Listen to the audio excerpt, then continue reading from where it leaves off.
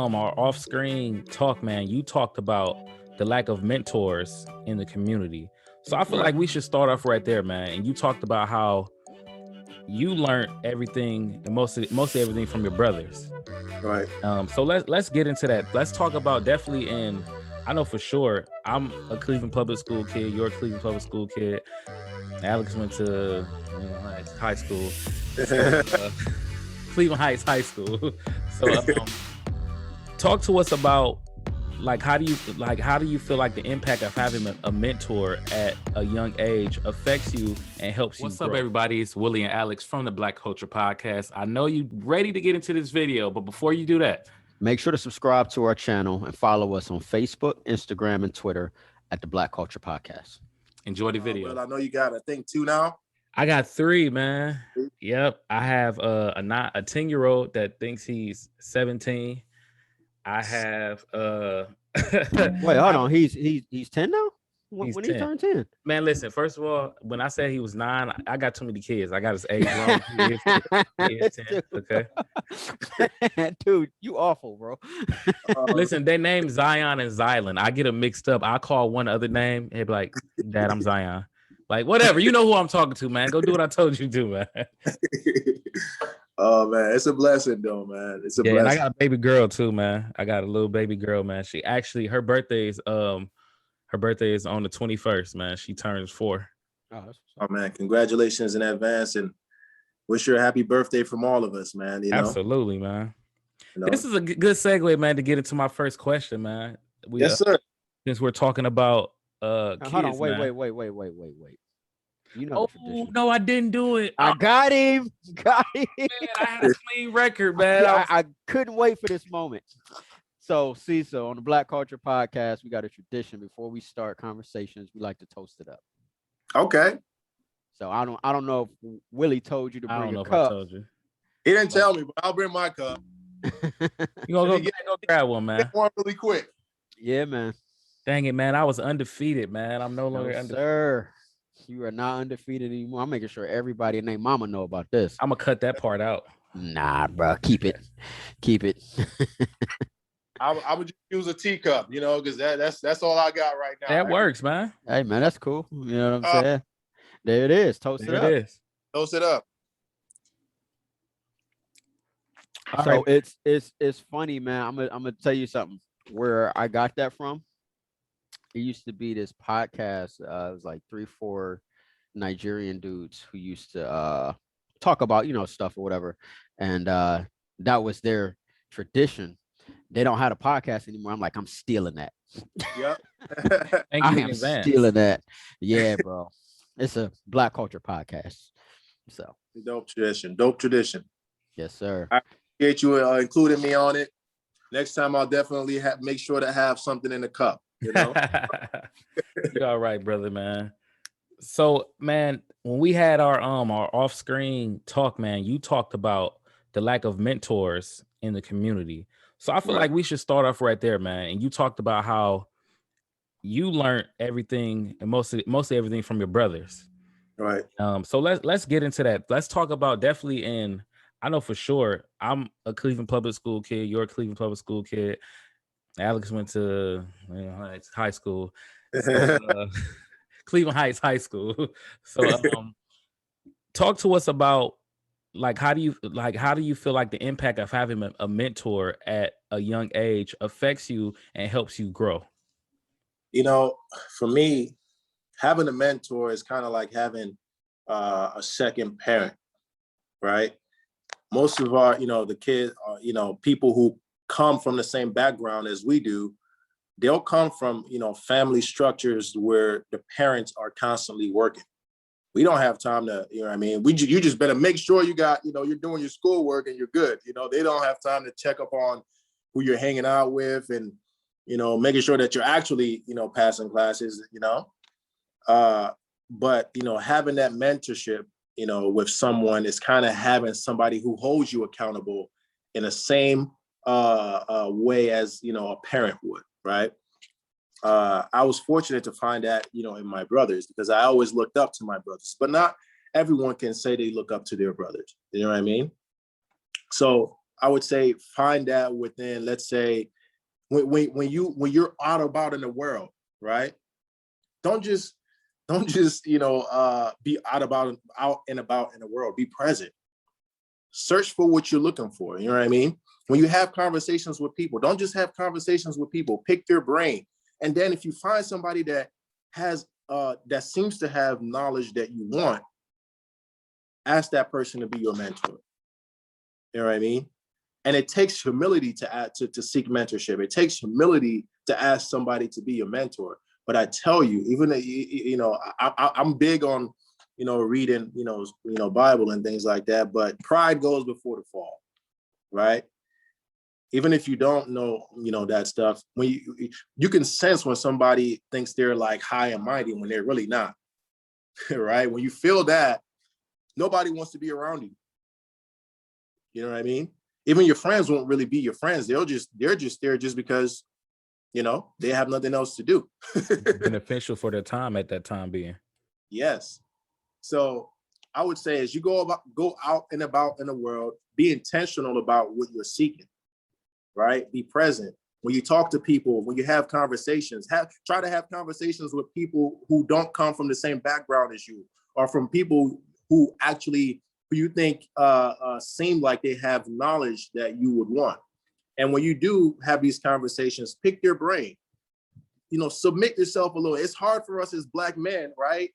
It's hard for us as Black men to not, be kind of have a little machismo complex a little bit. It's natural. It's in our DNA, actually. You know what I mean? But you got to be able to. The biggest thing is you can do for yourself is to learn how to master that, to know when to turn that down and when to turn it off, because it's actually not a disability, it's a strength to be able to have that dog in you, as they say. All Black men have it, but our problem is we don't know when to turn it off and when to be submissive. There is a time for everything. There's a time for submission and there's a time to be a dog. You got to know those times. So I was able to find my mentorship opportunities from my brothers because I looked up to them and they helped lead me to places that they've already been. But if you don't have that ability to look up to your elder siblings or brothers, go out into the world and find one. There's anything you look for in the world, you'll find it. Man, it's funny you say that because I remember listening to Marlon Wayans. And he was talking about he grew up with his brothers as his idols. And so he had that. So for you growing up, what were some of those talks like? Of course, they're your brothers, so you have a different type of relationship with them than just a regular person and having with a mentor, because nowadays you can hire one, right? But what were those talks like when you grew up? Your brothers being your mentors? One thing I'm always thankful for is that my brothers always saw the bigger picture. They always wanted more for themselves and their family. They weren't content with the status quo. We all grew up under the same roof, right there on Kinsman. Hey guys, it's Willie from the Black Culture Podcast. I know you're enjoying this dope interview, but before you continue, make sure to like, subscribe to our YouTube channel, and follow us on Facebook, Instagram, and Twitter at the Black Culture Podcast. Right? We all could have been a product of our environment, but it's kind of like a cycle. They had a mentor, right, who taught them things, and they were able to become my mentor, who taught me things, right? So it's kind of, there has to be like a little stepping stone for each thing. My brothers always had the bigger picture in their mind, and that they always thought big. They wanted big, right? And so every time I talked to them, they were always talking about big things. Like, my brother was always talking about he wants to, own this business. He's seen, information about getting this loan or seeing this, he was always talking about these things. So because I became a byproduct of that, because I heard big, I started thinking big too. I started trying to talk big with people too. Hey, really quick, before you get into that, I'm curious. You said your brothers had mentors. Who were their mentors? So my brother, one of his biggest mentor was Dr. Terry. I think we all knew him from back in those days. He also had another mentor. He was I think a Catholic, what was it, deacon or something like that. And so he had, it wasn't just one person, it was multiple people from different backgrounds. One was Caucasian, one was, what was he, Hispanic, right? And they always, the key thing that drew them apart, together was they always came around the house to talk to my parents. You know what I'm saying? And that was when, just from, okay, they came around the house. That was when I was able to talk to them too, and they actually took interest. Okay, so, who are you? Oh, you're Cazito's brother. Okay, that's good. Shot me their number. And so whenever I had a question, I'm like, okay, hey, I want to go to undergrad in Texas. That was one of the conversations I had, when it was my time to go to college. I'm like, I don't really know what exactly I want to major in. I don't really know exactly what I want to do. And, they were able to give me advice. Okay, if you want to go to Texas, if you want to go off to college, make sure you're saving money too. Make sure that you're not, if you know someone in this, try to pick areas that people, just so that you can have people where you can, save the money and maybe stay at their place if it's family or this and that, So they were always giving me multiple avenues to attack my plans, And so that's one thing that most people that come from our background don't have. And so it's a key, to have people that you can pick their brains about multiple things. Yeah, man. It used to be a tradition in our community where the older would just teach the younger. I mean, it was expected, right? Nowadays, we don't have that. So you having grown up in the household that you grew up in, which was probably a little different than a lot of the other households around there, what would you say for today, how we can reinstitute that into the Black community? I think, I was fortunate, right? With the street where I grew up on 133rd on Kinsman. Man, my neighbors were some of the best. They still had that old school mentality.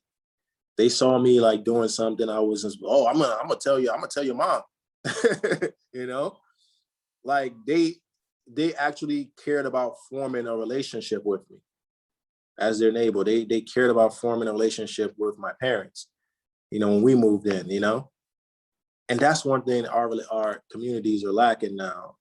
People aren't really focused on forming relationships. Everyone is focused on themselves, on trying to better themselves, and we're not looking around anymore. When I was playing, when I came out, even when I was, playing around, in the neighborhood, my parents relied, trusted that our neighbors were on the porch and they were watching us. You know what I mean? Kids these days, we're hearing the sad stories in our neighborhoods with kids getting abducted, and, this and that happening. It points back to that. People aren't the sense of, community has been lost, and that people are now focused on themselves. It's become more about me than we in our communities now. And everyone is focusing on trying to be better than their neighbor instead of trying to be their neighbor's keeper. You know what I mean? And that was what I had, in my household and in my community at the time. My neighbors cared for me and for my family, and my family cared for them and their families. And so I was able to be a kid. I was able to, actually form, a thought process of community at a very young age. I wish our communities, of course, there are barriers in place that's caused this because, the more people are working now, as opposed to back in those, I'm talking about back in those days, like it wasn't just early 2000s. But, people are working a lot more. The cost of living, the cost of surviving has gone up since, 2002, 2003. Of course, there has to be a response from, people to try and, work more and, to feed their families. But there's still not an excuse for, even when you're coming back from work, or, when you have, off days, to go outside and actually care about your community. And people talk about the hood. We want to, leave the hood and this and that. But I tell you, man, growing up in the hood, and the community I had was the best thing I've ever had, even after, because I formed relationships with people who cared for me. You know what I mean? When you leave, you talk about leaving the hood and going to the suburbs. When you do leave, and when no one, let me tell you, it's not the same. No one cares about, no one really cares, So it's just my little, my opinions of why I was able to, thrive in that environment. Man, it's funny. Me and Willie had the same conversation about the hood. So I actually want to get your take on this, right? So you get people that become successful. They leave the hood, of course, to move to neighborhoods that are predominantly white. And, they'll do something like build a school or whatever, or give back in that way. But you have all these other ethnicities owning businesses in the hood, right? Taking money out the hood back to their communities. And that's, to me, an easy fix, because they're thriving off of our dollars. We stop giving them our dollars, they won't thrive. And then we replace them by us being members of that community as business owners. And then we can build up the community. And it won't, personally, me, I don't even like the term the hood. Everywhere you go in this country, whenever you see a hood, it's usually us, right? Black or brown.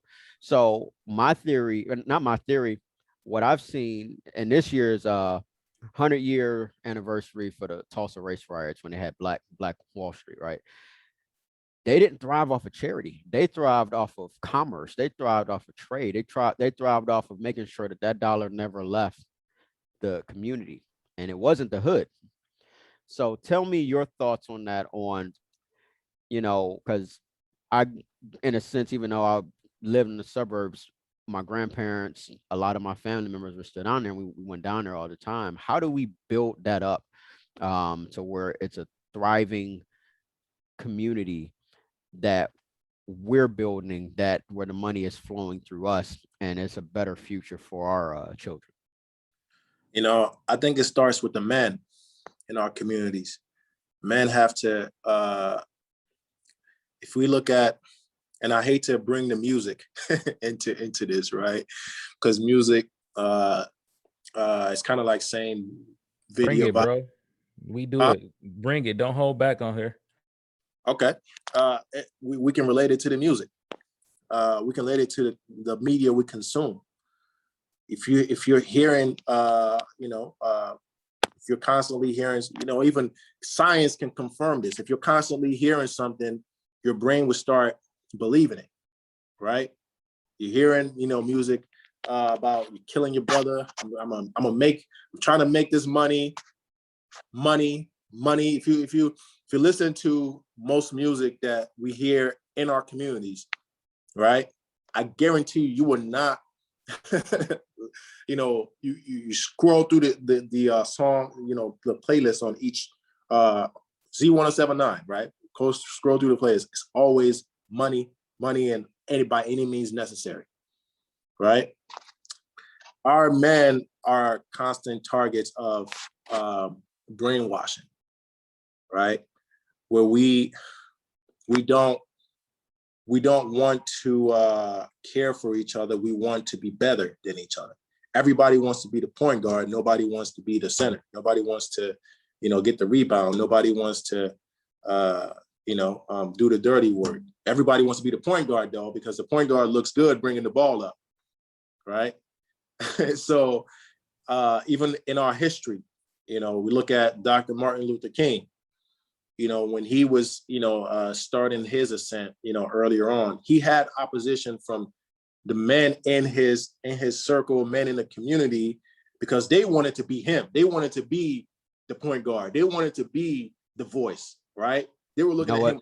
How do you have to be the voice? I want to be the voice. I feel like it is better.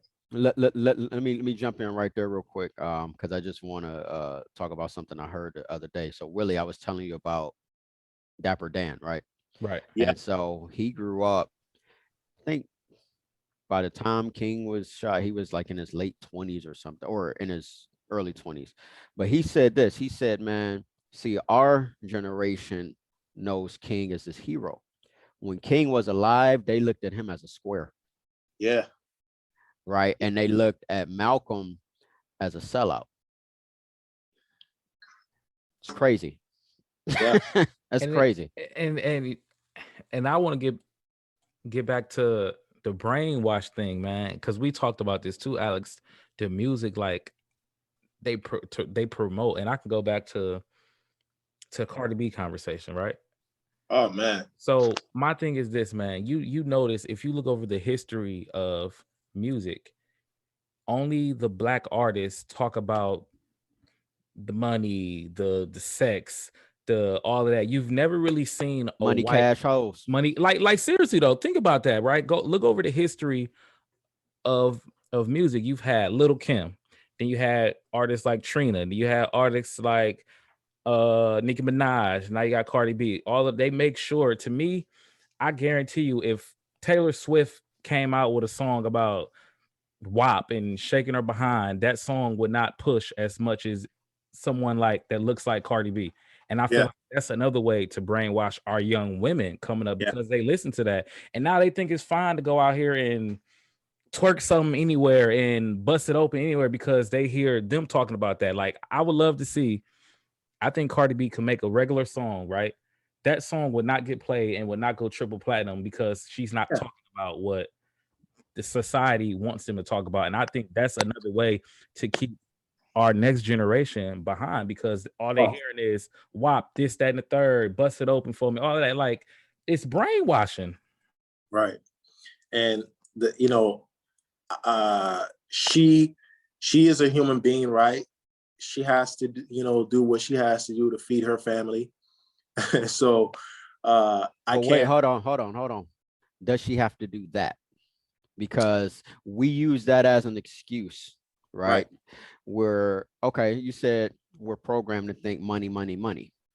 All right, how much money do you actually need? Like, you don't need millions of dollars to feed your family. Like, I hate when You know, people use that as an cut you off though. go You ahead. know, the biggest mistake that we make as human beings is that we base our worth, right, off of money. Like, you think, you think that a certain amount of money makes you someone, right? You see some people, right, when they get money, when they get a certain amount of money, they change, they start to act differently. They believe now, you see someone that you grew up with that didn't used to act a certain way, that you would have said, well, this person was just a regular, but once they got a certain amount of money, they start acting differently because now they believe they're worth something now. But before they had the money, they didn't believe they were worth anything. And so it's the same. Or were they always like that, but they just didn't show it because they think that the money validates their behavior? Oh no, I think even me, I can see, for me in a lot of ways, right? It's me, this is being honest, right? When I was in high school and, college, when I didn't really have any money, I was, just regular me. I didn't really voice my, opinions on certain things. I didn't really feel a sense of worth, right? But when I got a certain amount of money, I believed that I needed to be heard. You know what I mean? and this is human nature, but in our community is more heightened because we're constantly seeing poverty. We're constantly told, right, that we are poor. So when any kind of money that of significance enters our hands, we start to we think now that we're above our communities. We think we're above our neighbor, or above, who we've shown other people to be. You know what I mean? And so when we listen to music that, that promotes that tells you without money, you ain't shit, but when I'm the boss now, I got money, it's programmed, right? It's telling you that unless you have money, you're nothing. So you wanna be something, so you chase after the money. And anything that, the thing about it is when you chase after money, you will at some point betray who you are and you will betray your morals, right? And that's what we're seeing in our communities. That's what we're seeing with Cardi B. Going back to that I said that she has family that she has to feed, but I'm pretty sure also she's at this point betrayed. She has to betray her morals to feed her family. To keep that money that she's gotten now. She now believes that she's someone, and she doesn't want to lose that. So now she going hard or going home with it now. Yes. Oh yeah, of course. And so let's I like this conversation. Let's go deeper, right? Because that's just one, I call them weapons of mass destruction for the Black community. Let's go even deeper. Music, look at media as a whole. The way we're portrayed in movies and TV shows, right? Yeah. The way we're portrayed on the news, the way our young women look up to want to be a Disney princess, the justice system, the education system, the corporate America. And then of course, I don't know if you're first generation or second generation, but you have your connection to Nigeria. Most African Americans don't have that. And the majority of the time when we see Black excellence in a movie, it's usually fiction, right? So it'll be something like Coming to America, Black Panther, et cetera, et cetera. And then I got to throw this on there. Now we got feminism, right? Because a lot of our women don't realize feminism is adding to the division of our community because it's only focusing on one member. It's only focusing just on her, where it's like, appreciate the woman, praise the woman, blah, blah, blah, blah, blah. But do they realize that the highest group of unemployed individuals in this country is actually Black men? A Black woman will get a job quicker in this country before a Black man will. All these weapons of mass destruction, going back to crack in the 80s, three strikes law in the 90s, hip hop actually changed. If you go back to Biggie and Pac and those guys, that's kind of like the pioneering of the positive message when it became a negative one. And now that's what we're feeding our sons and daughters, and now they're growing up hearing it. So white men don't have to do anything. It's just being passed along from generation to generation. But here's my point, or I should say, here's my question. Individualism versus collectivism, right? In this country, just American culture, period, is a very selfish one. It's focused on self, focus on me being great and this and that, versus take what I do and I'm just adding to the pot so all of us in our community can benefit. How do we change that? How do we change that mindset where the focus is not always just on me, right? Because I mean, you see it, somebody get a piece of money and they run away to go be over, so I don't have to share none of it with you, versus, man, you can actually help give me an opportunity, right? So like, how do we change that narrative? How do we change that way of thinking in the midst of all this programming? First, we got to turn off the programming. You know what I mean? You can't, it's kind of like, before you can fix, the house, you kind of have to stop the fire. You know what I mean? You can't keep trying to fix and the fire is still like you're burning. You fix, it's burned out. Fix the foundation, man. Yeah. And so whether we want to admit it or not, the truth of the matter is, if the music we listen to, the media we consume is destroying our communities. It has removed the actual picture, the real picture of the African-American family, the Black male, the Black female. I was watching old movies, I forgot what it's called. But man, I'll think of the name and I'll send it to you, Will. But it portrayed the African-American family very well. And that the woman, listen, there is nothing wrong with feminism when it's actually the actual idea of feminism, right? Is to empower the woman to reach her potential of being, right, who she is in her actual self, which is a woman is a powerful creature. But the thing is, many times in our society, males, we do mask that a little bit. There's, there's nothing wrong with admitting that.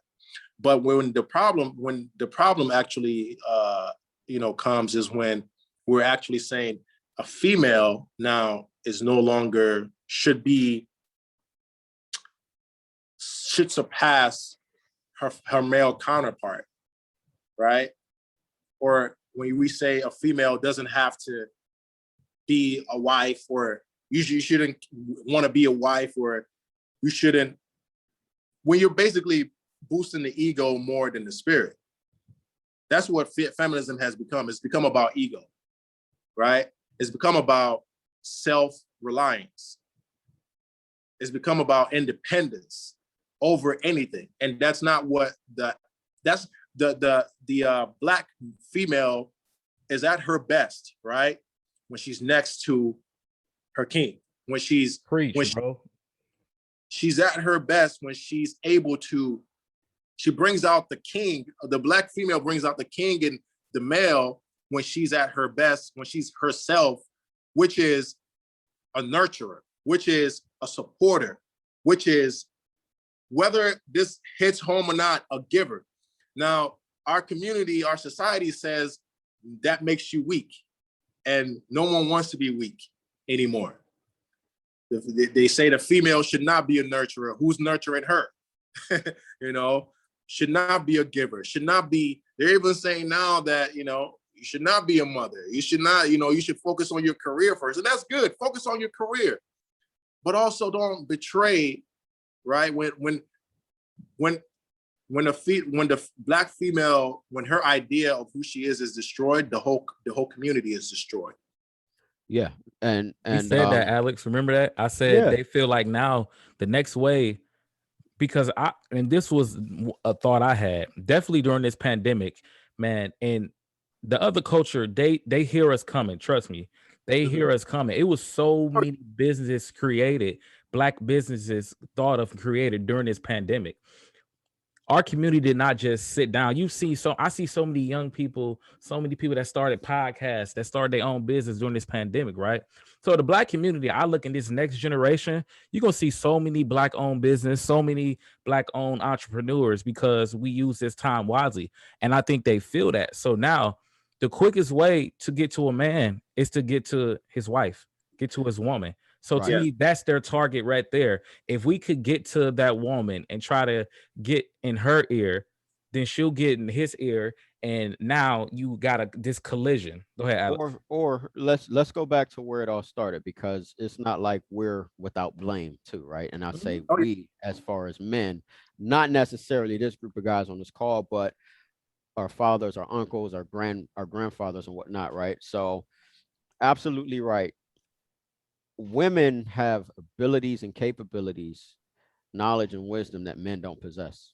Absolutely. And vice versa, right? So for example, I'm a gentleman by birth, right? I would never let my woman take the trash out. I would never not hold the door for her. In fact, I would never really not pay. I would prefer, you got these women out, they chasing the bag, and that's cool. But, again, I'm a gentleman. That's how I was taught. That's how I was raised. Now a woman, she has this intangible capability that makes everything else better. So you give a woman a house, what she give you? She gives you a home.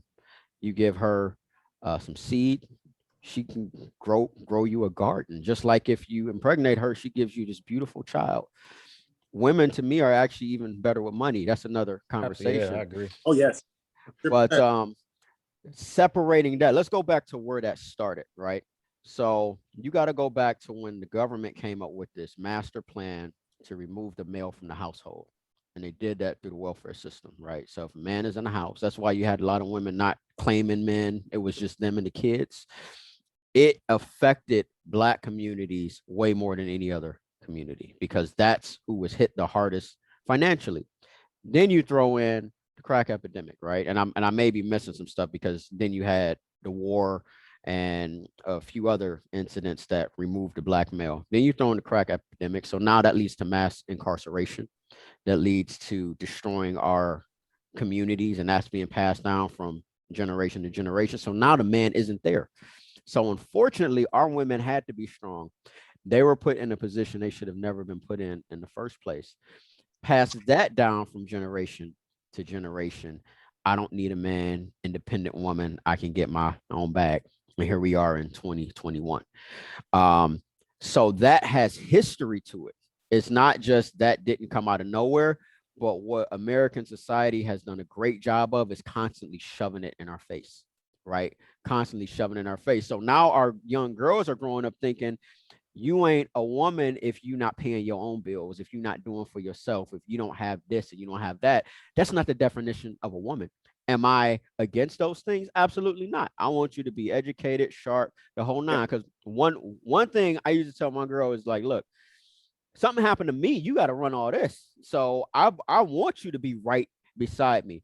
But my job is to protect you and shield you from everything, which is why I'm out here. I'm going to get that bag for us. But nowadays, that's used as a weapon against us. Yeah. I mean, I don't know if I can speak on that, but going even further back, I remember that movie now, Will. It's called The Butler. Okay, I've seen that. Yeah. Yeah. We talk about removing the male from the family structure. We go back to, even slavery. It's still, we forget slavery has not been that long ago, right? It's even still, Jim Crow, which was post-slavery. That was only 50 years ago. It has not been that long ago. So we look at epigenetics. It takes the same way it takes time to reverse a gene or to reverse a certain deficiency. Before you even take time to reverse it, if it's still going down, we haven't taken any time to reverse, what has been started during slavery. Remember, if we're watching the movie The Butler, the male, while the female was being raped, the male was removed so that they could, I don't want to get too graphic, so that they could rape. No, bro, go ahead. Right? But the male was either removed or killed. And so the female had to be strong for her child who saw this, had to be strong for, her family in the midst of the whole community who knew this, right? And so it's been perpetuated from slavery, and it has not been stopped. So there's not even time yet for it to be reversed, because it's still being subliminally injected into like our thought processes, into our communities daily, from the music, from the media. It hasn't been stopped. People think, oh, slavery is over. No, it's not over. The war is still going on. You understand? So until the key to their tactic is destroying the structure. Listen, you put a male and a female together, you got a whole army. Okay? You put those two together, you have a whole army. The key word you said there was together. Yes. Now you separate them, that's divide and conquer. Now let me tell you this, the black female is actually stronger than the male.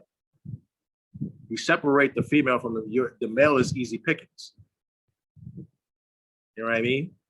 Dig into that a little bit, because I feel like in the comment section you're gonna have a lot of brothers like, what did you say? When it comes to physical strength, group strength, when it comes to tactics, the male has an advantage. But when it comes to, just being able to see the play, right? The coach, you got the point guard, right?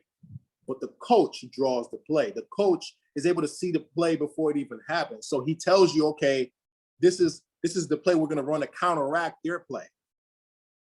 Every coach who coaches, I don't know if anyone here has coached, but when you're coaching, you're not just drawing up a play because it's a good play. You're drawing up a play because you're seeing what they could do to try and counteract it, or what they're already going to run, right?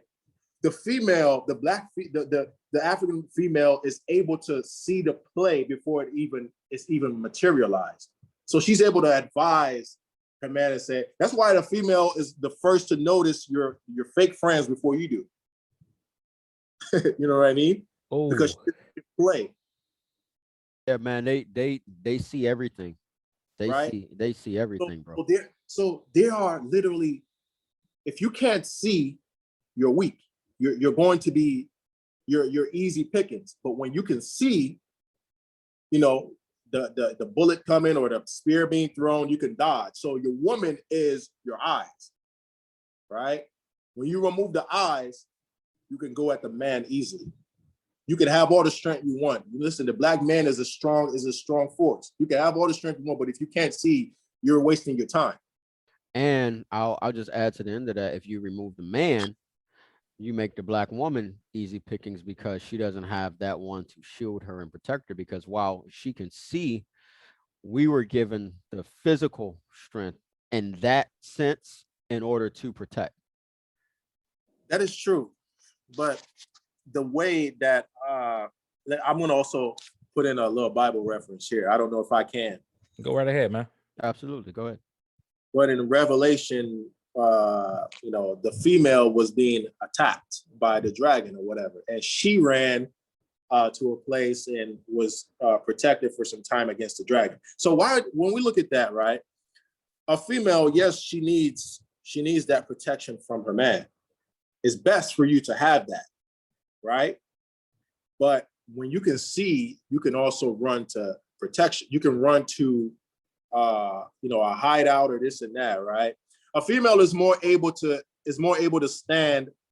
Let me tell you this: a female is more able to stand and attack than a man, to tell you the truth, because the man and his dumbness is going to try to use his strength, when really an attack most times is about using your brain, right? The strongest man is not the most physically imposing man is not the strongest man in the room. Is the man that has this here. Art of They war. able to defeat Goliath, who was bigger than him, not because you know, Saul gave him a sword and all kind of chainmails for him to go fight, but he said, I can't use it. It's not my strength. He defeated Goliath with a stone because he used his brain, right? He said, what is his weakest point? Is his head. You know, I can't fight him head on. So, but the man, us as black men, if you look at black males, our go-to is brute strength. That's why we're easy pickings. You look at what was going on with, you know, during this whole pandemic when, you know, things were, you know, being escalated. You know what our reply was? Oh, let's go buy guns and let's go at them. You know what I mean? That was what I was hearing people say. I'm like, are you don't know the play. They want you to do that. They know they're waiting for you. They actually anticipated you doing that because it's in your nature. It's in your nature to use brute strength. Man, I remember like people was saying like during the riots, they were down there being peaceful. And I remember them saying, I think it was Greg Jennings. He was on, no, it was Steven Jackson. He said, we got there, we was about to peacefully protest. He said the street was clear. All of a sudden, they looked like 20 minutes later, and it was just a stack of bricks out there. Mm. So literally, it was like, we did not bring bricks. So literally, they planted it there. Then all of a sudden, they pretty much put it there to make us react to it. And some of us, like you said, fell into that trap because they started. Oh, absolutely. Yeah. Absolutely. And that's not the only person I heard say that. I heard that story so many, because at first I was like, man, they just randomly popped up. But then I heard people say that, like, no, they were putting stuff there because they know eventually somebody that was not that smart was going to go grab it and say, hey, let's throw it. Or they was going to see somebody else doing it, they want to go do it. So no, yeah, I understand what you're saying. Oh yeah. I mean, just in downtown Cleveland, buddy of mine went down there and he was like, a lot of the loot and everything that was going on wasn't by people that looked like us. No. Yeah. You know what I mean? So yeah, they got funded to travel around and stir up reactions, violence. People think that's a conspiracy too. Yeah. I mean, in a way, it kind of is if you want to dig into it, because really the root word of a conspiracy is just a plan. So they planned that. At the end of the day, that was their response to they saw a tide coming. Now, how do you stem it? You got to paint your opposition in a certain way, right? You paint the black male again as destructive, as a locomotive that doesn't know how to control his strength. You know what I mean? That was all we were seeing on CNN. Black people dancing on cars, and they painted, they shot it so well. Jumping on cars with, in the background was a house burning. So they can have that moment where they say, "See, this is why. See, this is why." Yep. Exactly. When in fact there was way more peaceful protests going on, but they didn't actually show. They did not show. Right. So at the end of the day, we know the play. The play is first, if we look at Machiavelli, if anyone can read that book, the first thing that your enemy or you will do is to try to paint your enemy, right? You talking about the Prince? Yes. Okay. The Prince. Okay. Yeah. So you got to be able to kind of paint them, say, this is my enemy is this, and present them to the world as that. And that's what they've done with us from the time we were introduced to the world. From the time a black male is introduced to the world, he is a threat. You are introduced as a destructive force. You are not black males. In a lot of ways, we can be nurturing. We are, in a lot of ways, loving creatures. You know what I mean? But we've kind of learned to morph into the image, right? The image that we've been painted. We accepted it, and we say, okay, this is what we are. I'm going to be the best at it then, right? But one advice I will, give to my brothers is that, listen, strength is nothing. It's really about the mind. You got to be able to gain knowledge and be able to, draw the play. It's no longer about, the game is no longer about brute strength. It's no longer about power and strength. It's about the mind, because what they're playing is mind now, and they've been winning this war on both ends for generations, for centuries, and we should know by now that you're not going to defeat any force with your strength anymore. You got to be able to, use this. So going back to the question that you had, Alice, was that you said, how can we, in terms of community, how can we build, let's say, another Black Wall Street? How can we be a self-sustaining community? And I said, it starts with the black man. The black male has to be able to, one, use this, right? To be able to build knowledge and to be able to submit to each other, to see, Pac, Tupac, a lot of people see him as the rah that he was, but really he morphed into that because he lost himself. In the beginning, he used this, and he said, one of the biggest things that he said was, you got to see me as your brother and not your, something like, you got to see me as your brother. That was the biggest thing. You got to be able to see me as your brother. You got to care for me, and I got to care for you. You got to be able to allow me to be the point guard, and you can be the shooting guard. Everybody can't be the quarterback or the point guard. Everybody can't be the face of the movement. Everybody can't be the voice of the movement, but you got to be willing to support the voice. You got to be willing to support, the face. Be okay with that. There's also a lot of honor, right, in being in the back, right? Servant. There's nothing wrong with being in the back and playing the back, right? You don't have to always be in the front, So first we got to raise people who are willing to be submissive to each other, to see me as your brother. And then you got to be able to gain knowledge and use it for the betterment of your people, and not just to gain knowledge for yourself. We gain knowledge for ourselves so that we can say, okay, now I'm the man. You know what I mean? No, it's no longer about being the man. It's now about a whole people. The battle isn't over. You thought this was over? No, just because you leave and go to the suburbs, you're still a target.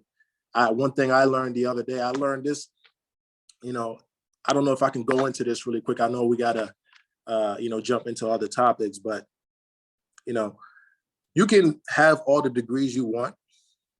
You can have the nice cars you want. You can have all the money you want. But as many, black male celebrities have learned, they actually do not care about any. They will still, for example, not saying all police officers are bad, not saying all Caucasians are bad, not making, this is also not really wholly about race anymore, really. But that it gives them even better pleasure when you're in a place of regard, when they can still sun you and tell you you still ain't shit, right? It's almost happened to me many times, and it makes me realize that no matter what you have, as long as this here is still black, is still brown, right? You are still lower than low in their eyes. So wait, so why you right there? Because we gonna dig deep into that. This next question I asked you because I want to get into John F. Kennedy High School. What year did you graduate? I was 2010. 2010. So we graduated together. I couldn't remember that. Yeah. So listen, man. So hold on, wait a minute. Last year was y'all 10-year anniversary? Yes. Yeah. I don't even think it coordinated that. Yeah, bro. Like they just somebody created a Facebook group for me because mine is next year for my 20 year. Y'all some young bucks, man. Listen, we're just trying to gain some of that knowledge too. Exactly, man. So that's where I want to start at, man. Tell me about like your career now, like life after high school. What did you get into? Because I remember you told us before that you started. I think you started out as an engineer. I think you said. Yeah. So tell us about that. Let's get into your life after high school. Right. So undergrad, I did environmental engineering. Didn't like it. I really just got the degree just to say I graduated. And I didn't enjoy what I was doing. I was making money. How long did that take? It took me 6 years. Man, so you did that. You went through that for 6 years and didn't like it? Yep. Man. Yeah. But it shows, it's more, I got the degree just to get the degree, So let me jump in because I know it's a big thing in Nigerian culture, doctor, lawyer, engineer. How much of that decision was you? How much of that decision was pressure from parents? Oh yeah, it was definitely pressure from parents, Good question. To get that degree, you know what I mean? But it wasn't really what I enjoyed. It was mainly to appease that structure. But there is nothing wrong with that because I would rather have somebody in terms of education is the way. I would rather have somebody pushing me that way than someone not pushing you. When you don't have anyone pushing you, then you don't actually feel like you need to accomplish anything. You know what I mean? But I did that, environmental engineering, tried it for a year. I came to Cleveland. I ran for city council. I lost. And whoa. That's right there. You ain't gonna speed past that. Yeah. Let's like you didn't say what you just said. Yeah, go ahead. Right. So I after environmental engineering, I did that in Texas. I came to Cleveland and I ran for city council in 2017. That was Ward 4 in the same neighborhood I grew up in. It was more about me trying to create change in I came back, to where I grew up and I just saw how everything had changed. There was no community, run down houses. We talk about, a fairy tale turned into a nightmare. You see a community that's no longer existent. It sparked fire in me to try and change it. And that was what I tried to do. But unfortunately, the councilman who's been in that seat for 30 something years, he was able to convince, the people that, that was what they needed. And so I think, when people are used to a certain, it's hard to tell someone they need something new when they've heard it many times, And so I did that. And then I ended up going into pharmacy school. I'm actually in my last year now, and so my story has come full circle. You know, I left Cleveland, to try to, as we, connecting with everything we've been talking about earlier on. I left Cleveland, to leave the hood and to, better myself, but I ended up coming back as well to try and better, the hood, and it's still continuing to this day. Because this is I believe you can do that, right? I believe, and you see it all the time, right? A lot of people that feel like, I never really try to shame anybody that feel like moving from the hood into a white neighborhood or another area, because I feel like my goal is to empower our people and to empower Black people. And if you feel like moving out from that neighborhood is making you better, all right, then all power to you. That's how you feel that will make you better. And I feel like it's one thing to move out the hood and better yourself. Definitely, I guess I'm really speaking on celebrities. A lot of them that do make it and move out, they do go back to their neighborhoods and give back. Now, Right. it's one thing to move and just never, because I know some people that just say, F Cleveland. I've literally heard people say that. I would never feel that way because I know where I come from. I was in Cleveland public schools. I know what we lack in those buildings. I've heard stories from people that went to suburban schools that I was like, wow, y'all had that. We didn't have Yeah. that in Cleveland Yeah. public schools. So I would never just turn my back to it and say, man, forget that. No, the first chance I get to put resource into that, because I know what type of computers we had. I know what type of books we had. I know what our lockers look like. I know what our gyms look like. I know what the library looked like. So I feel like do you feel like you could still do work in the neighborhood by not actually living in your neighborhood, the neighborhood you came in? I think it's harder. I think if an advice I would give anyone who could be in that position or is entering that position, I would say you should be in that neighborhood if possible. Not saying it's any route you decide to take if you decide to do it from outside, but it's harder. It's easy to give money when you have it. It's harder to give time. Time is more expensive than money, right? Because time, you can't really get that back. Money, you can get it back, right? Most of the people who make, it's a write-off for most of these donations people make. So they're not really giving anything. You know what I mean? So you can give me all the 10 meals all you want. When you get it back, what really are you giving? But when you come in and you give your time, you talk to people, you say, hey, listen, let's change this. You got to change the people first before you can change the community. You can build, we see all of this stuff, Cavs building a new library, but the library is fucked up in a year. I said that too, man. Like, and I know you've seen this too, Cecil, right? And Yeah. I've been victim to this before, and I promised myself I would never do it again. I will be in the hood, and I will be eating something and throw it on the ground, right? But then I caught myself one day. I was out in a more suburban area, and I was eating something, and I would not throw it on the ground. Yeah. But then I was like, why did I do that? Like, why am I so comfortable with trashing my own home, my own neighborhood where I come from? But when I go out to another suburban area or a more white area, I respect it. Right. So when you said, like, that's the thing that has to change in our neighborhood. So because a lot of times we don't value it. Like, you can put, like you said, you can put all the buildings and libraries in there all you want to. If you still gonna go and throw your shit all over the ground and throw your stuff all over the floor, then it's gonna look like it did eventually. Brother I just Will, want to state on the record, Willie does not respect the hood. I just want to state that on Hey, the record. I said that. And that probably happened yesterday. I It wasn't just yesterday. wanna put that on the record. no, but in all honesty, though, that's half of the problems we have in the hood. Actually, half of them can be solved by ourselves.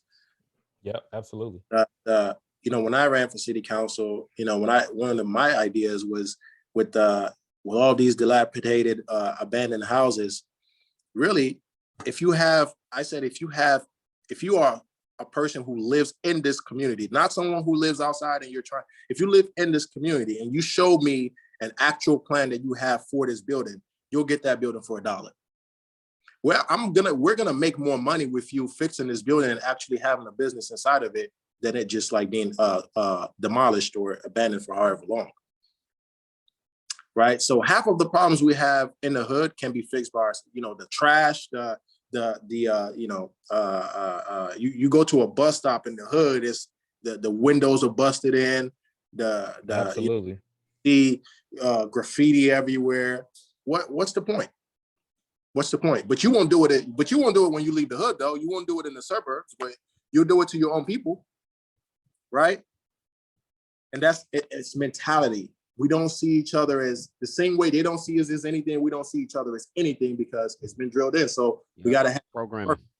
We got to have that reverse programming. Got to turn off the music. Got to watch what we're watching, and then we got to be active with each other. I'm not saying go out and be a whole community activist. You're going around and with a bullhorn and saying, "Oh, change the hood." No, but it can start small by just what you do in your daily life, by not throwing that trash on the floor, by not, when you see somebody, I don't care what it may be. If you see somebody doing something that's destroying, tell them, hey man, you don't have to be aggressive about it, but listen, I'm going to tell you, I'm going to tell you, hey, listen, hey, I understand this and that, but I mean, what about, where we live? I'm going to talk to you about that. Don't do that, because it's not just your community.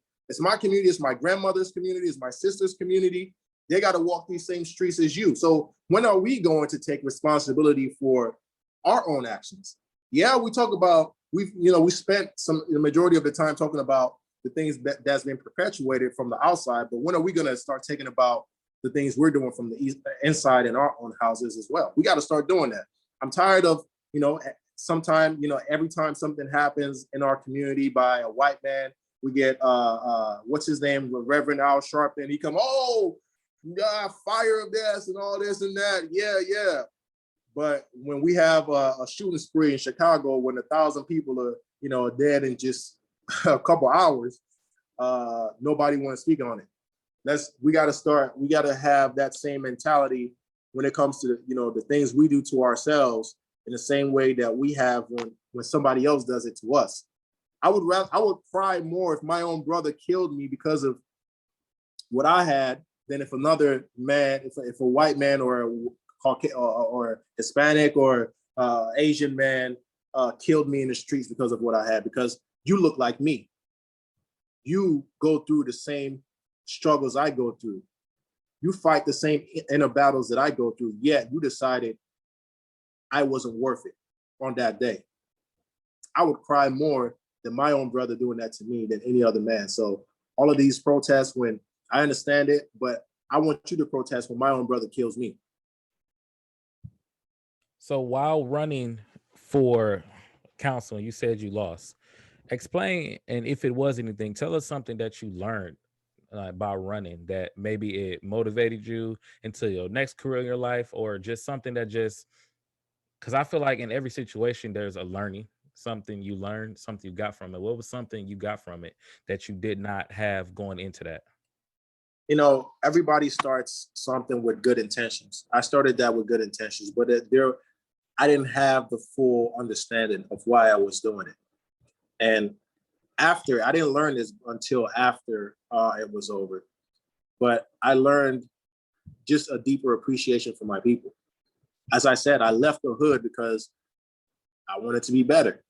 But when you want to be better too, you forget the people and you start to think you're better than the people that you left, right? But when you come back when I came back and I was doing all of that, going door to door and seeing like, man, what kids have to wake up to imagine I'm talking about 93rd, you're in the hood at 93rd, you're at 116, you're waking up to that every morning. How can you not be depressed? How can you not go to school and just like cause a ruckus? You're waking up in that every day. There is no escape.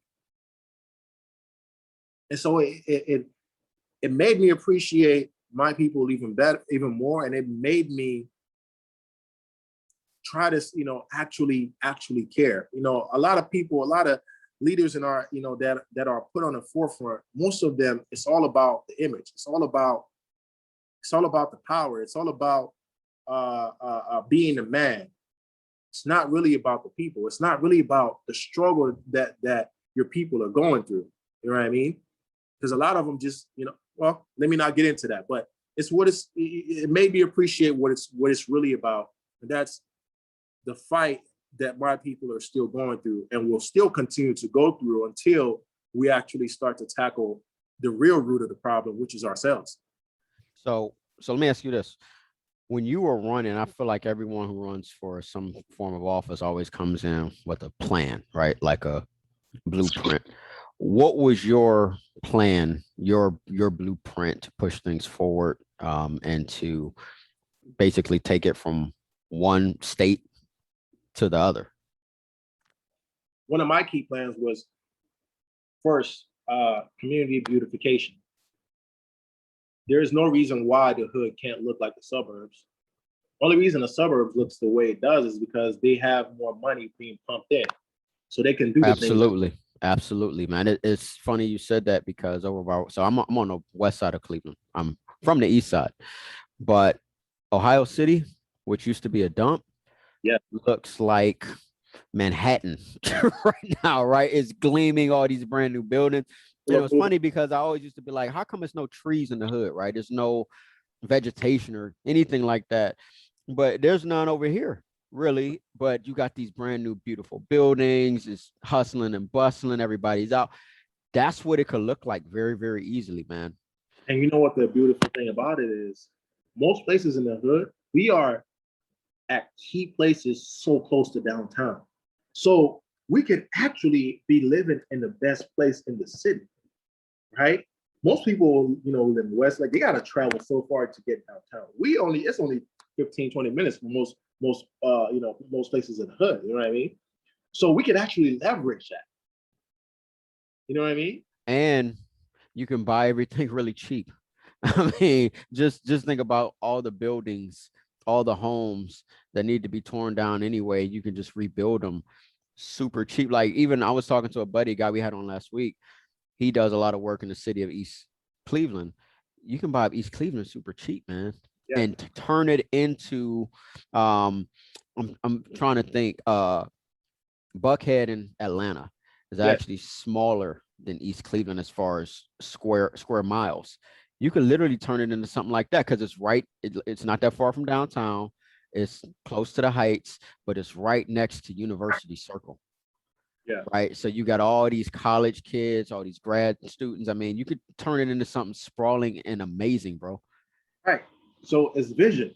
You know what I mean? You gotta have vision.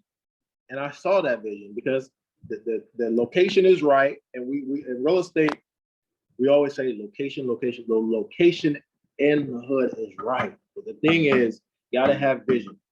Down the flats. We remember what back in the day, we didn't want to go to the flats back in the day. Nope. Now everybody's going there, right?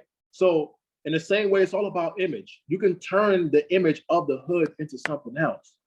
So my first thing was beautification with one targeting these abandoned properties, especially also with young people, high school, seniors, juniors, those two demographics, targeting them and say, hey, don't go work at KFC, don't go work.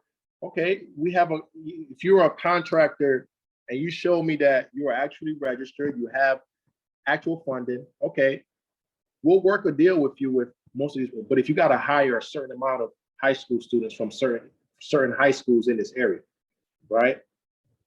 Teach them certain things. Listen, trade work is a missing skill now in our communities, and it's very important.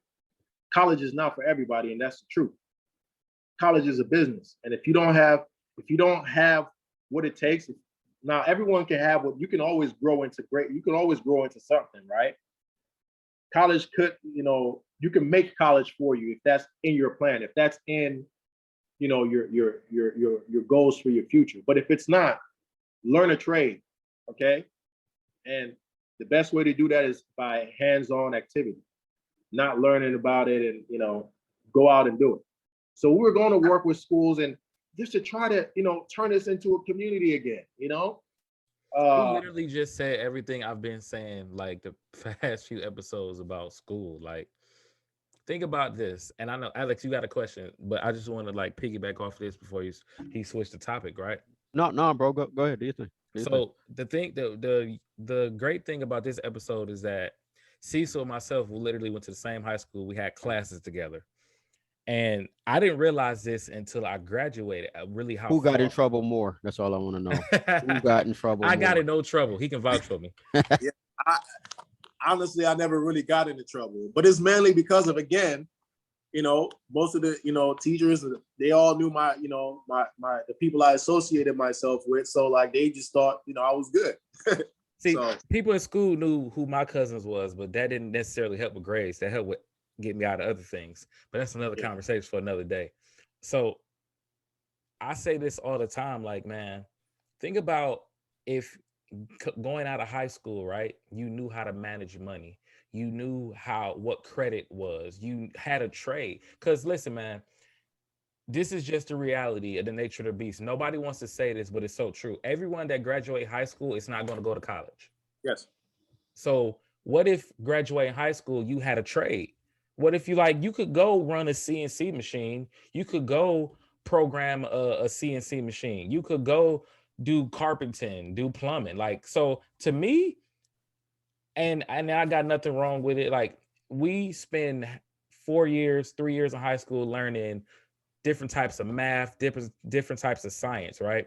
Unless you're going to take that up when you graduate high school, you really just wasted time. Yep. Why not take those years and start, hey, you know what? These kids need to learn credit. You should not have to learn credit at the age of 22, 23, 24, 25. You should know credit when you graduate high school. Bro, you should know how to manage a credit card when you graduate high school. If I can just piggyback off of that real quick, Willie, because you just said something that I never thought about. Everything that you just said, all those skill sets are exactly the skill sets that we need to rebuild the community. Like, think about that. So when, back in the day when having a trade was the main thing, because a lot of our fathers, grandfathers, et cetera, they didn't actually go to college. They were more employable having a trade versus having a degree, right? So as of now, a lot of our men, even though they're going to college, doesn't necessarily mean that they're guaranteed a job when they leave college. But if you have a trade, those trades are valuable skills in the workplace, but those exact skills, including knowing what to do with credit, are exactly what we need to rebuild the community. I just wanted to think about this though, like Alex and Cecil, a trade you could take anywhere. Right. You can start your own business with a trade. So absolutely. So think about like, and this is my thing to where, like, I just believe high schools are failing in a lot of areas. Like, again, like, and a lot of people want to ignore this. Everyone's not going to go to college when they graduate high school. That's just, or what's going to happen is, this is why a lot of people are in debt too. They felt the pressure of going right to college, and you go to college and you don't work out. Now you got all these student loans because instead of someone pushing you like, okay, I see you, college really is not what you want to do. Get your diploma, graduate. But when you graduate, hey, why don't you go take this plumbing class? Why don't you go take this sewer class? And now you have something to use. And that's, to me, and like you said, Alex, that can build up the hood too. But I just wanted to go ahead and comment off of that, man, while you was on that subject. And the thing too is that, one thing I learned is, talking to young people, is that, man, a lot of young people in our communities, man, they have some great ideas. They just don't know how to execute it. You know what I mean? Or they feel like they can't. They don't feel like they can do it. So in the same way we're talking about, you go to college because you feel like, okay, everyone's going to college, or it's a thing to do. You go and you have all these. Why not, instead of doing that and getting all of those student loans, why not, we teach these kids about credit, how to start a business, how to run a business. Kid who has the idea for, starting, a construction business, or they can easily, your credit is, most people don't learn about credit until it's too late. Exactly. And that's sad, bro. Yeah. So if you teach these kids about credit and how to use credit, how to gain credit, a kid can start his own business, get the required loans he needs by the time he graduates high school. That's if you set them right. If you teach, absolutely. So there's a different path for everyone, and we gotta make sure that we open all of the doors for them. Right now, there's not even one door open if you're going to school in the hood. Will, you remember the books I remember, Bro, don't get me started on them books, man. We're like for the 90s. Yeah. A matter of fact, you would literally it's 2009. You see names in those books from literally 95. Yep. And so when I went to, you said that earlier too. When I went to college, and I'm hearing these kids talk about, I remember taking this class, and we had this. I'm like, you guys had that? We didn't have those same opportunities. Remember, Cecil, we had science class, right? All we did, I promise you, we passed this class by just taking notes. Yes. All we did was take notes. I don't remember taking the test. I just remember coming in, taking notes, and I passed that class. And the crazy thing is it came back to bite me when I actually went to college. It took me 6 years to graduate. And the first 2 was because I had to play catch up with calculus, with everything. I didn't know what I needed to know before I even got there. And so imagine, and the only reason that I stayed in it, the only reason I kept going was because my mentors kept telling me, no, you think you're going to drop out? Or you think, no, you're going to finish this? You know what I mean? So imagine kids who don't have that mentorship, who don't have that backbone, who you'll have friends in the back in your ear, family who are telling you, oh, you should just drop out and come do this, with me. We got this opening here. You know what I mean? I could have, but we go back to that again. It's the importance of mentorship, right? That when you don't have the ability to keep on going, that mentorship will hold you accountable. You know what I mean? So that to me was how I made it through undergrad, because I knew nothing. As we can talk about, Will, I knew in terms of what my counterparts knew, I knew nothing. And something you talked about vision, and vision is what built the world, right? For the most part. But just take the US, right? They took a desert and turned it into Las Vegas. They turned it into the entertainment capital of the world. And when it comes to money or resources, there's an abundance of that. If you, like, there's always saying, a man with money meets a man with vision. The man with money gets the vision, and the man with vision gets the money. All these resources available to us, for those that have it, for those that made it out.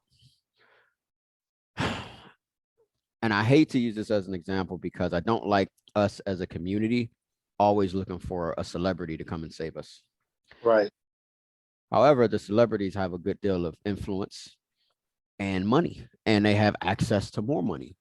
So how do we get celebrities, or not even celebrities, successful Black men and women, to not just donate? And Willie, to your point, charity for us, it will help. I'm not saying it won't help, but for us to sustain, like, for example, y'all were saying that y'all didn't have to write books and computers, and all that stuff helps. Right. But to sustain that, because charity isn't meant to be permanent. It's only meant to give you a hand up so you can create permanence, right? But how do we get them to invest in a vision, right? Because it's one thing, because it's like they all got their own agenda. This one wants to build a school. This one wants to buy shoes. This one wants to build homes. It's like I feel like there is a blueprint, like a set blueprint for every community. And here, I mean, just think about it. I can't think of one Black-owned grocery store here. There's one Black-owned bank that I know of. I can't think of one Black-owned hospital. A really good Black-owned school system, a Black-ran school system. And those 4 things are the 4 pillars of a community. You got those 4 things, you can run it. So how do we get those who've made it out, the successful ones, to invest in vision and take that vision, and now you can create a sustainable community where you don't have to keep going back. It's like you're taking one step forward to go two, 3 steps back. Like how do we get that done? I think we got to have, it goes back to it again. We got to have people who are willing to show, you got to be able to show me that if I invest in you, you're not going to take advantage of it, one, and two, you're not going to lavish it, languish it. One thing I always read is that, and I'm a very spiritual person. I'm not religious, but I believe in spirituality, right? I truly believe God doesn't give you anything that he knows you're going to just languish. You're just going to blow. It's kind of like in the prodigal son. You ask for his money, he just went and blew it on strippers. Because that's what he liked. He didn't have it. That's an interesting point, though, because we see so many of us get all this money and blow it all. Yeah. Usually on strippers. Yes. Yes. No matter how we want to admit it, we all have our vices. The Black male's vice is women. We love it. And there's nothing wrong with that, but you got to be able to control your vices. It's not exactly for you. You know what I mean? And so for me to invest in you, I got to see that, one, you have control of yourself. You have control of you're able to control your finances, and you got to be able to show that you're able to accept accountability. Because if somebody's going to give you, heavy is the head that wears the crown. If somebody's going to give you anything, they got to be able to hold you accountable. We look at most schools in our communities, some of them do get some funding, but the thing is, a lot of people there are greedy, right? And we have people using funds for things they should not be using funds for, right? And so, again, it goes back to, we got to have people who are willing to sacrifice what they want for what we all need, right? We got to have people who have a sense of community, people who are not trying to be the man. Power is given to people who are not trying to be the man. It's given to people who don't actually want the power. You know what I mean? So, but the thing is, we all want to be the man. That's the thing in our community. We all want to be sometimes there's nothing wrong with it, but when you want to be the man too, you're willing to step on trust. You're willing to step on morals to be the man. And so it's hard sometimes for celebrities to come in and trust somebody in the community with these things, because they've had a bad taste in their mouth from times that they've already done it before, And so most times that's what happens. They have a bad taste in their mouth because they've tried it once and they got burnt. So right now you're in the pharmacy, right? Yes. So first off, what made you get into that? Well, like what drew you towards that career?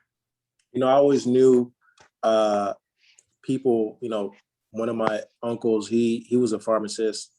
It wasn't something I would have thought I would be doing. I always saw him and I just thought, oh, that's boring. I always knew, some other people as well from afar who were in the field, and I just thought they were boring.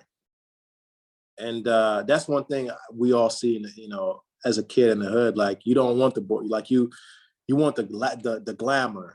You know what I'm saying? Yeah, you don't want that. You want the speed, fast. You want to be look like you want to be noticed. Put it like that. Yeah.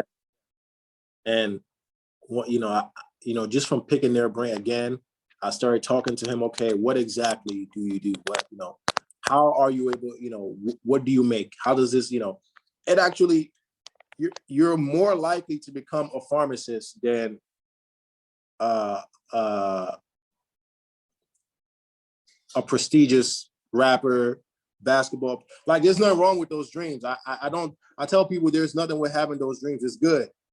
right? It's good to if you have those skills to want those dreams, but you also got to know that you have to be realistic too, because it's not just about you, right? You have a seed inside of you. Every man has a seed inside of you that he owes the right to give them a better life than they had, right?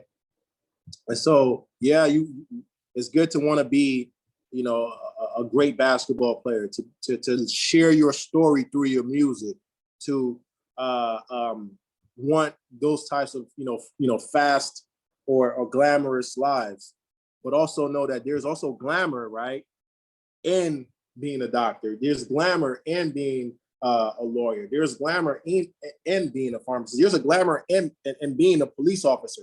There's glamour in being a fireman. There's glamour in being a carpenter.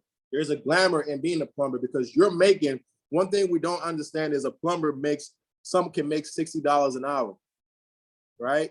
You mean to tell me $60 an hour, at the end of 2 weeks, you can't live the life that you're seeing, that you Absolutely, man. So at the end of the day, really, you got to have a plan, but you got to understand that that life that you want to live, there are actually good ways to live it. You don't have to do it the illegal way. You don't have to, seek it the fast way. There's patience. It's good to have patience, and go hard, work for something, man. Like, that's what it's all about. Like, Man, it's funny you say that, because we live, and in growing up, I felt like this. If you don't arrive by a certain age, it's like you're a failure, right? If you're not here, like, for example, in our Remember that big society, age, Alex, was 25, right? yeah. And then by the time you're 30, so just men, women, right? So you want to go to college, get a great job, buy your first home, get married, have a family, and it's all supposed to be done by this certain age. As if it doesn't happen by that age, I'm not successful. right. Right. So but everything you said, man, are the values that we need to input back into our youth, because if they think everything's got to be real fast, and unless I'm famous, right? I remember Oprah Winfrey talked about that. She said one of the reasons why I believe she built a school in Kenya, I think, or somewhere in East Africa. And she said, the reason why I chose Africa is because here in America, the kids, all they want is Jordans, they want new phones, and they want to be famous. It's true. It's true. But the thing is too, like, there's nothing wrong with wanting to be famous. But the thing is, like, you got to weigh odds, right? We got to teach kids to go for your dreams, but we also got to teach them, right, to actually also have a plan. Don't go aimlessly. Don't go blindfolded, for a dream. We also got to teach them about when you go to hospitals, you will barely see a doctor. But when I'm in the hospitals all the time, and when I see the way some of our, some older women are treated, some, of color, and I say, man, if only kids in high school could know that your mother could be treated in this way coming into a hospital, right? You should probably consider going into this field. We talk about police. That's a great point, bro. That was a great point right there, man. It's true. And we talk about policing. I mean, it's a tough subject. But man, if whatever, I'm constant, I don't want to sound like I'm some kind of guru or whatever, but I'm a sound believer in you think it, go and do it. We talk about, policing in our communities all the time. Why not? Why don't we have infusion groups of Black males ready to go into the, apply for police, police academy and those kinds of things. Teach kids in high school. Listen, hey, you don't want to go to college? Apply for the police force. Apply for the fire department. You can actually have a good life in those careers, and you're helping your community, and you're protecting not just your grandmother, your sister. Even in the law, in lawyers, we don't have enough Black lawyers. So we don't have enough representation. That's why we have the mass incarcerations, because the people that are representing you they don't care. You going back to the hospitals. I'm talking about during the pandemic. We were seeing I was seeing the way, a black, a female was being treated in terms of her pain. Then, when a person of, a person who's not of color came in with the same. Yep. I was like, man, this could be my mother. Oh, dude, I've heard all those stories. And so let me ask you this.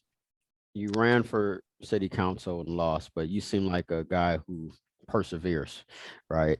What are your plans moving forward, and what are you doing now to continue to impact the Black community? No story ever goes as we plan it, right? That's what makes the story intriguing, and that's what makes it interesting. That's what, if every movie ended with the way we thought it was going to end, we wouldn't really watch it. For me personally, my thing is I know my passion, stems from, my people. My passion stems from the youth. Man, there is so much on their heads, and there is so much that has to be done to prepare them for, the things that are to come in this next round of, let me not say attacks, but in the next round of life, right?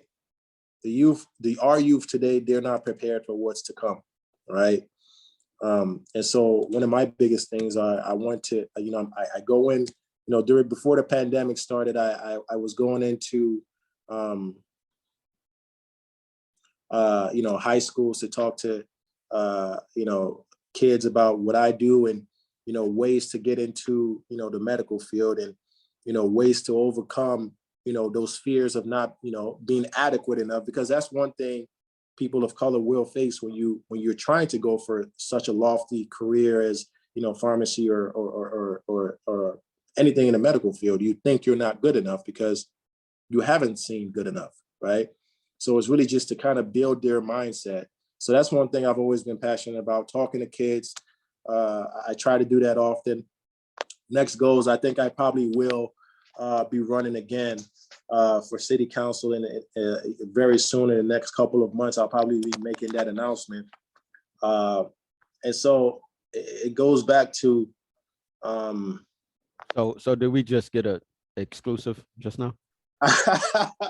Who knows? I still can't let the cat out of the bag. Who knows? Go ahead, let him out. Let him out on the Black Culture Podcast. We'll hold off on the brakes for a little bit, but we'll, as I said, like, as we talked about earlier, we gotta change the narrative, change the image. You brought it up, change the image of the Black family, right? They're painting it right now and putting up key figures in music and in movies. Key, the best way to brainwash the people is to use their own people, right? So they a lot of key figures are being set up to tell us this is who you are, but it's really not. So we have to also work on our end to also build a different narrative. And so that's what I'm trying to do with one, in my career, trying to, speak to, the youth and encourage them to go into these various careers, and trying to be active in the community as well, in politics. So before we close, one last question, and this is for, we've basically been talking about Black America, but when we get into Black diaspora, African diaspora, how do you think we all can work together? Because it's not just in the States, it's not just here that this is going on, it's going on all over the world. Right. I had this conversation with the young lady who's we're going to release her interview next week. We talked about how if you're Chinese, it doesn't matter if you're Chinese in the US, Chinese in China, Chinese in South Africa, you're still considered Chinese, right? If you are German, same thing. If you're Irish, it's the same thing.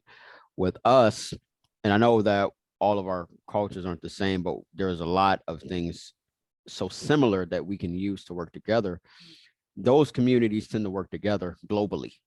With us, we don't work together globally, and I believe that kind of goes into that divide and conquer.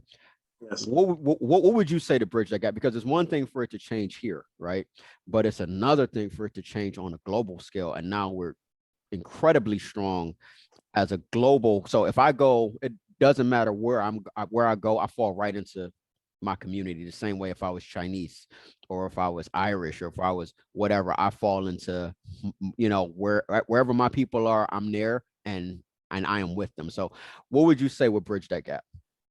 Honestly, in a lot of ways, a lot of the, events that's occurred globally, and especially in this country, the George Floyd situation, the many other events that happened during the pandemic and pre-pandemic, and, on a national scale, is helping to bridge that gap, because it's allowing individuals in African countries and all around the world to see that, listen, you're not exempt from this. You know what I mean? I think the best way to draw people together is through, sometimes it's through tragedy, right? And that's what I'm seeing personally in the diaspora, and that tragedy, the tragedy of those two specific events, the George Floyd situation, and as well as the one before George Floyd, is helping people to kind of open their eyes. Because I think in the past, one thing that we have seen is that people in the Nigerian community, the Ghanaian community, all around Africa, they thought they haven't really been exposed to what happens in this country to African American males, right? So when they see someone who looks like them, when this is happening, they're awake, and they understand that they're not exempt. So I think tragedy is helping, to bridge the gap, but we also have to do more work. And, I think individuals, African American males in this country, it's good to, travel out, okay? Go to African towns and just travel. I know one of my good friends, he's traveling to Ghana, I think in October, and he's doing this out of just spontaneity. And so I encourage that. I encourage, people to go back and learn of those cultures by, from face value, as opposed to reading about it. Because I think even though we have a culture that's being drawn out for us in the media, as African American males, we have a culture that's not really our culture. That's a culture that you're told is your culture, right? And that's a culture that we're willing to accept because it's easier to accept it. But I would say to any, that person, that male, that Black African American female that's watching this, I would say, listen, your culture is back in Africa, okay? And you have to learn about it.